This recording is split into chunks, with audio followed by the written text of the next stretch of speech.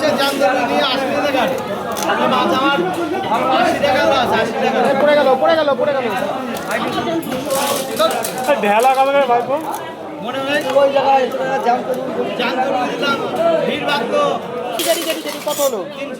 এই এটা কত 125 120 ধরেছে 20 ওটা 350 এই তাহলে 320 টাকা দে বন্ধু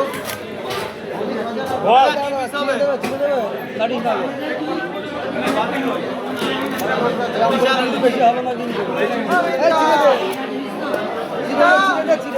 20 টাকা থাক 20 টাকা দিয়ে যাবো 300 টাকা দিলাম 320 টাকা তো ঢালা কত বল ঢেলা 200 টাকা দিবা কাঁচা ঢেলা ভালো টাটকা মাছ আসছেই তাই কাটা ফাটা দেখে কাটা ফাটা বললাম